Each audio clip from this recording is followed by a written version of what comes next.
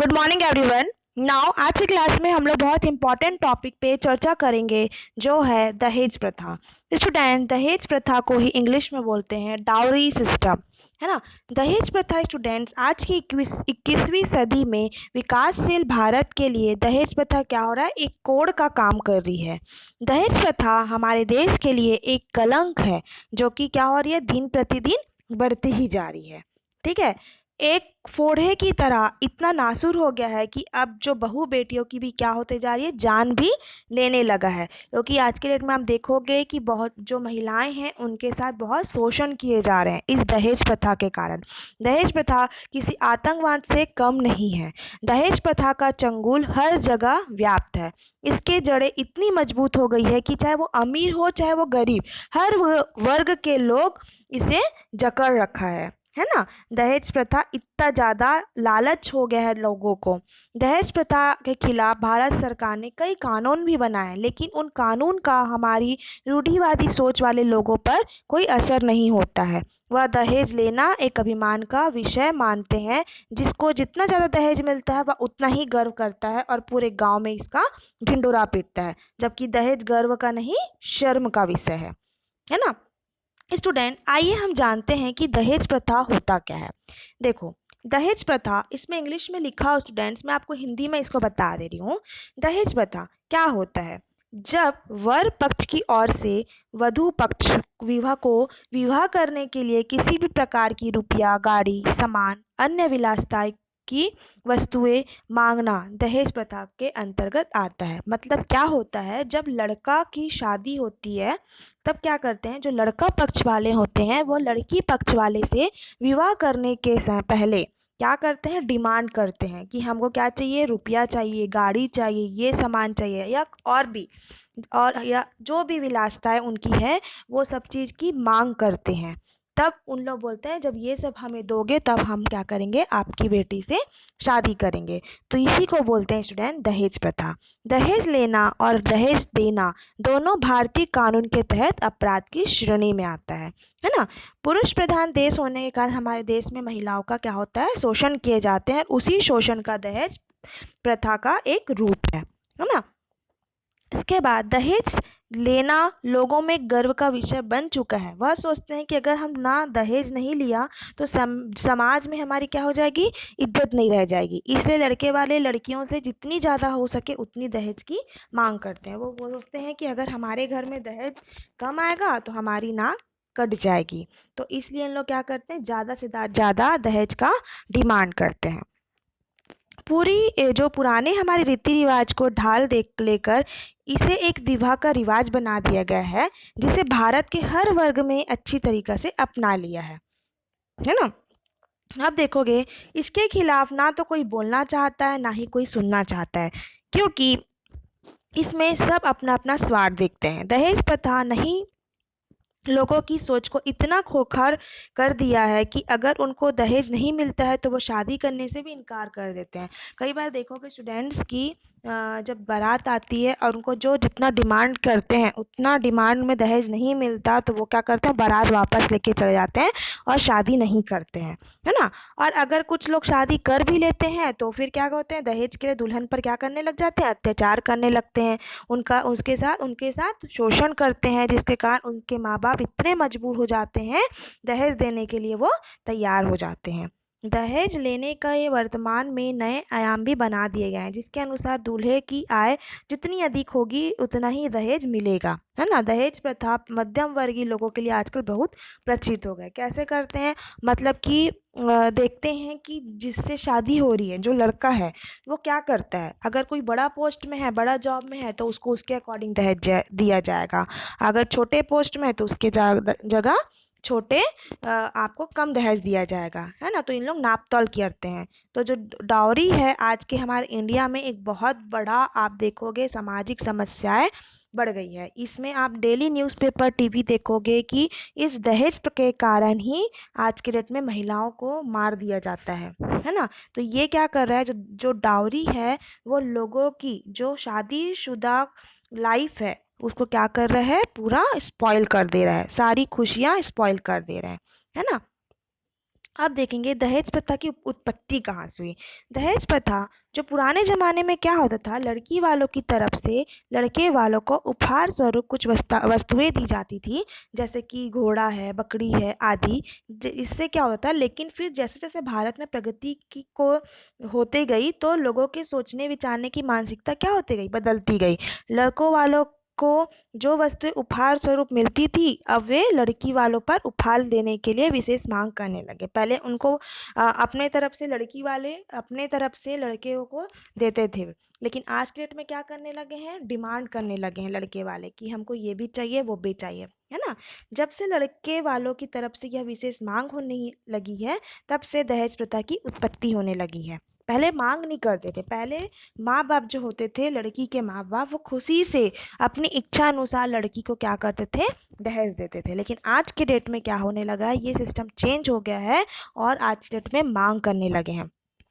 इसका एक अन्य पहलू यह भी देखा जाएगा स्टूडेंट्स कि जब लड़की और लड़के की शादी कर दी जाती है तो उनकी आर्थिक सहायता के लिए उनको कुछ रुपए दिए जाते हैं ताकि वह अपने जीवन ठीक प्रकार से निर्वाह कर सके, है ना। लेकिन क्या होता है, दहेज प्रथा को हवा तब भी नहीं मिलती जब लड़की में कुछ कमी हो, जैसे कि वह विकलांग होती है, उसका रंग रूप सांवला होने पे लड़की वाले अपने लड़की की शादी करने के लिए लड़के वालों को दहेज के रूप में बहुत सारे रुपए और अन्य जितनी भी उसकी विलासिताएं वस्तुएं हैं उसे देते हैं, जिससे इस प्रथा की ओर भी हवा मिलती है। और वर्तमान में तो यह स्थिति है कि अगर लड़का कोई सरकारी नौकरी या कोई बड़े पद पर है तो उसको दहेज देना बहुत ही जरूरी है। लड़के वाले इसके लिए विशेष मांग रखने लगे हैं, जिसके कारण गरीब परिवार की लड़की वालों को आधी कमाई तो अपनी बेटी की शादी करने में ही चली जाती है और इसके कारण दहेज प्रथा के अभिशाप में जन्म ले लिया है ना। आज इतना ज़्यादा डिमांड करते हैं कि घर वाले उस डिमांड को पूरा नहीं कर पाते। चलो, बड़े घर की बेटियां हो तो उनका तो डिमांड हो जाएगा, लेकिन जो छोटे घर के हैं वो लोग क्या करते हैं, उन डिमांड पूरी नहीं कर पाते और उनकी पूरी जो है ज़िंदगी अपनी लड़की की शादी के लिए पैसा इकट्ठे करने में ही निकल जाते हैं। इसलिए क्या होते जा रहा है, आज के डेट में बेटियों को कोख में ही मार डालते हैं, क्योंकि लोग मानते हैं कि अगर बेटियां तो पराई होती है, वह हमारे किसी भी प्रकार से काम नहीं आने वाली और उनकी शादी पर क्या करना पड़ेगा, उनको दहेज भी देना पड़ेगा। इसलिए अब बेटों की तुलना में बेटियों की संख्या बहुत कम हो गई है ना। तो दहेज प्रथा क्या हो गया, एक जहरीला दंश हो गया है, मतलब इतना ज़्यादा पॉइजनस हो गया है ये कि एक महामारी का रूप ले लिया। यह किसी आतंकवाद से कम नहीं रह गया। इसके कारण बहुत सारी प्रॉब्लम्स होने लगी है। आप देखोगे इतना ज़्यादा प्रॉब्लम्स होने लगा है कि बहुत बड़ी गंभीर समस्या बन गई है ना। दहेज प्रथा एक जहरीला दंश सदियों में चला आ रहा है और अब लोगों ने इसकी एक परंपरा बना दी है, जिसके कारण लोगों को लगता है कि दहेज देना अनिवार्य है। दहेज प्रथा के कारण सभी लोग अमीर परिवार में ही शादी करना चाहते हैं, क्योंकि उनको उम्मीद होती है कि वहाँ से उनको ज़्यादा दहेज मिलेगा, है ना। जिससे गरीब परिवार की लड़कियों की शादी नहीं हो पाती और अगर कोई करना भी चाहता है तो लड़के वाले इतना दहेज मांगते हैं कि गरीब परिवार वाले दहेज की रकम चुकाने में असमर्थ होते हैं। इसलिए एक गंभीर समस्या जन्म ले रही है। तो क्या होते जा रहा है, इसके कारण बहुत सारी प्रॉब्लम्स हो रही है, इसी को बोलते हैं कॉसेज।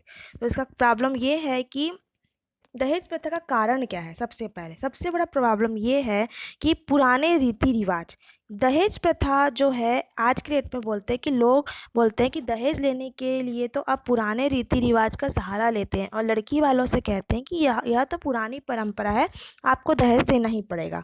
लेकिन अब उनको यह कौन समझाए कि पुराने समय में लोग अपनी इच्छा अनुसार उपहार दिया करते थे, लेकिन लोगों ने पुराने रीति रिवाजों का दहेज का चोला पहनकर अपने स्वार्थ सिद्ध कर लिए हैं, है ना। और भी बहुत सारे रीज़न है स्टूडेंट, जैसे अशिक्षा। आज हमारे विशाल देश में आज भी कई लोग पढ़े लिखे नहीं है, जिसके कारण वह सोचते हैं कि अगर उन्होंने दहेज नहीं लिया तो उनकी बेटिया की शादी नहीं होगी।